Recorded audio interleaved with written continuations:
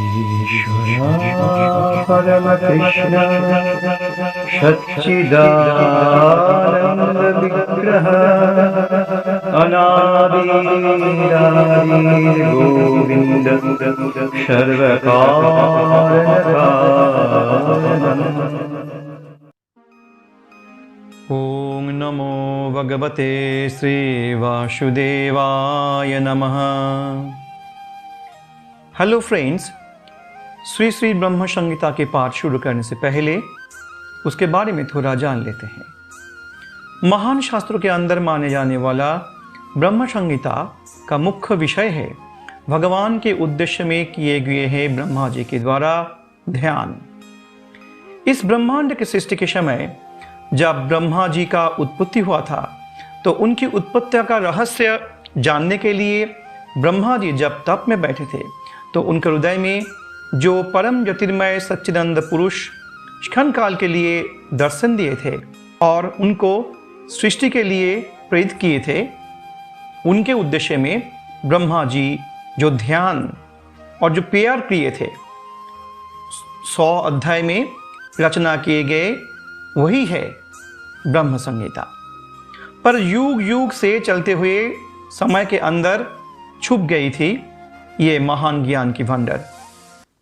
आज से करीब 500 साल पहले 16th सेंचुरी में महाप्रभु श्री चैतन्य देव ने साउथ इंडिया में केरला के त्रिवंकुर में स्थित तिरुवट्टर गांव के आदि केशव मंदिर से ये शास्त्र फिर से पुनरुज्जीवित किए थे।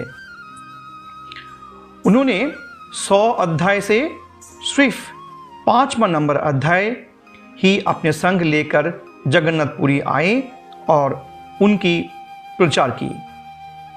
भगवान कौन है और कहाँ रहते हैं, क्या खाते पीते हैं, हमारे साथ उनके संपर्क क्या है, ये सभी तथ्य इस 5वें नंबर अध्याय में मिलते हैं। हमारे इस वीडियो के पाठ किए गए भगवान के उद्देश्य में ब्रह्मा जी की प्रार्थना यही दर्शाते हैं। तो शुरू करते हैं श्री श्री ब्रह्म संहिता।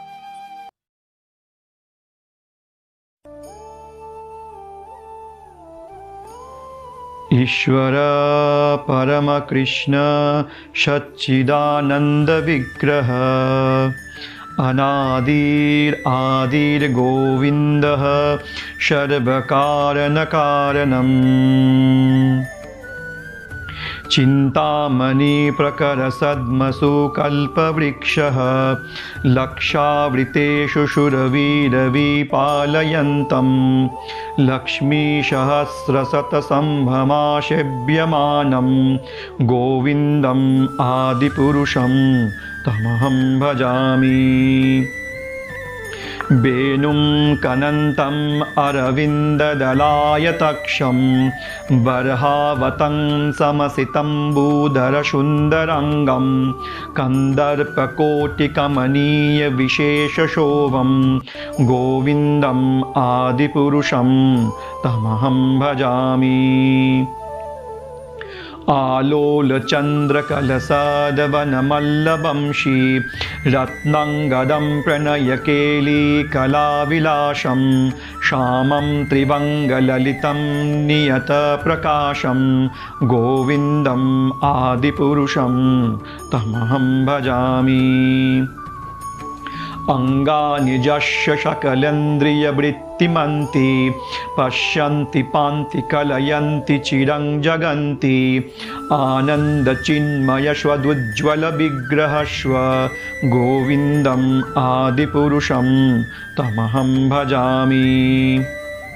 अद्वैतम् अच्युतम् अनादि अनन्तरूपम् अद्वं पुराणपुरुषं नवयौवनं च वेदेषु दुर्लभम् अदुर्लभमात्मवक्तो गोविन्दम् आदिपुरुषं तमहं भजामि।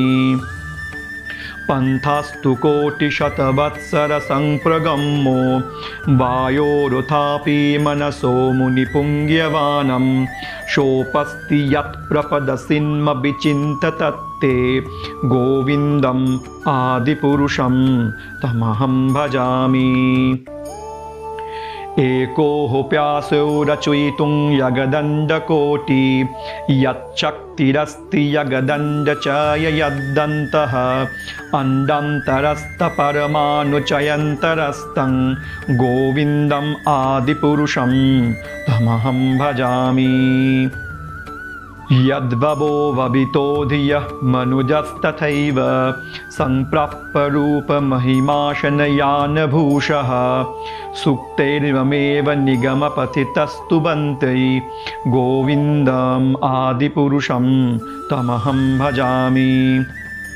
आनन्दचिन्मय रसो प्रतिभविता विस्तावीर्य एव निजरूपतया कलावि गोलोक एव निवसत्यखिलात्मभूत गोविन्दम् आदिपुरुषं तमहं भजामि।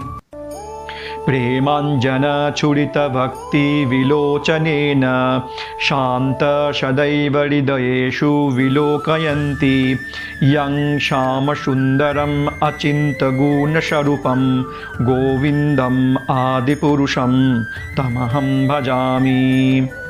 रामादिमूर्तिषु तिष्ठान् ननावतरामकरद्भुवनेषु किन्तु कृष्णः स्वयं सम्भवत् परमपुमन्यो गोविन्दम् आदिपुरुषं तमहं भजामि। यशो प्रभवतो यगदण्डकोटि कोटिष्वशेषवसुधादिविभूतिभिन्नं तद्ब्रह्म निष्कलम् अनन्तम् अशेषभूतं गोविन्दम् आदिपुरुषं तमहं भजामि। माया हि यस्य यगदण्डशतानि शूते त्रैगुण्यतद्विषयो वेदवीतायमाना स्वत्वावलम्बिपरस्वत्वविशुद्धस्वत्वं गोविन्दम् आदिपुरुषं तमहं भजामि।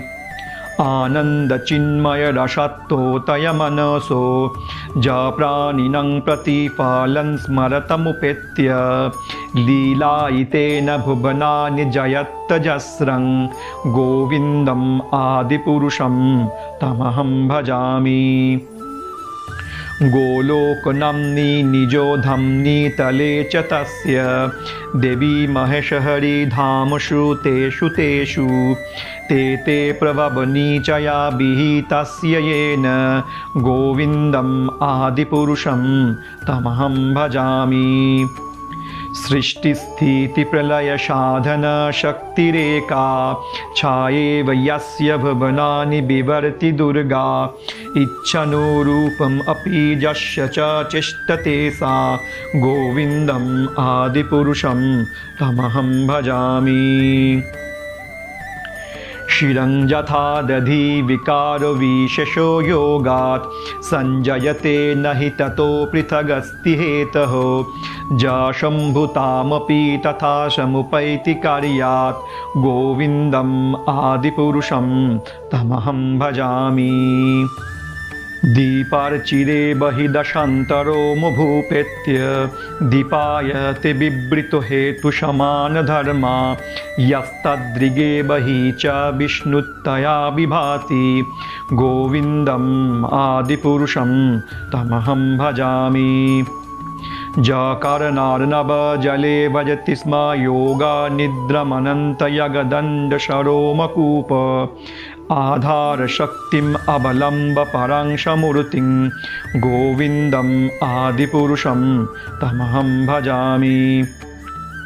यस्यैकनिश्शोषितकालमथावलम्ब जीवन्ति लोमबीलजा यगदण्डनाथः विष्णुर्महंस ईह यस्य कलाविशेष गोविन्दम् आदिपुरुषं तमहं भजामि। भास्वान् यथाश्म सकलेषु निजेषु तेजः श्रियं कियत् प्रकटयत्तपि यद्ददत्र ब्रह्मा ज एष यगदण्डविधानकर्ता गोविन्दम् आदिपुरुषं तमहं भजामि। यत्पदोपल्लवयुगं विनिधाय कुम्भदण्डेपनमसमये स्वगणाधिराज विघ्नं विहन्तुम् अलमस्य जगत्त्रयस्य गोविन्दम् आदिपुरुषं तमहं भजामि। अग्निर्मही गगनम्बुमरुदिशश्च कालस्तथात्म मनसीति जगत्त्रयानि यस्मद्भवन्ति विभवन्ति विशन्ति यञ्च गोविन्दम् आदिपुरुषं तमहं भजामि। यच्चक्षुरेषु सकलग्रहणं राजसमस्तशूरमूर्तिरशेषतेजः यशगया भ्रमति संभृतकालचक्रः गोविन्दम् आदिपुरुषं तमहं भजामि। धर्मो हतो पापनीचयो श्रुतयस्तपांसि ब्रह्मादिकीटपतगावदयश्च जीवः यद्दत्र मात्र विभव प्रकटप्रभवा गोविन्दम् आदिपुरुषं तमहं भजामि। यस्तीन्द्रगोपमथवेन्द्रमोहशकर्मो बन्धानुरूपफलभाजनो मातनोति कर्मणि निर्दहति किन्तु च भक्तिभाजं गोविन्दम् आदिपुरुषं तमहं भजामि। यं क्रोधकाम सहज प्रणयादिभीति वात्सल्यमोह गुरु गौरवो सेव्यभावै सञ्चिस्ततस्य सदृशिं तनुमपुरेते गोविन्दम् आदिपुरुषं तमहं भजामि। श्रियः कान्ताकान्तपरमपुरुषो कल्पतरो वो द्रुमाभूमिश्चिन्तामणिगणमयि त्वयमृतं कथागानं नाट्यं गमनम् अपि वंशी प्रियो सखी चिदानन्दयोतिः परमोऽपि तदा साध्यमोऽपि च स यत्र शिराब्धिशुरविवश्च सुमहान् निमेषार्धक्य वा भजति न हि यत्रापि समय भजे शेतदीपं तमहमिह गलकमिति यं विदन्तस्ते शान्त शिति विरलचारा कतिपये। ॐ नमो भगवते श्रीवासुदेवाय नमः। ॐ नमो भगवते श्रीवासुदेवाय नमः। ॐ नमो भगवते श्री वासुदेवाय नमः।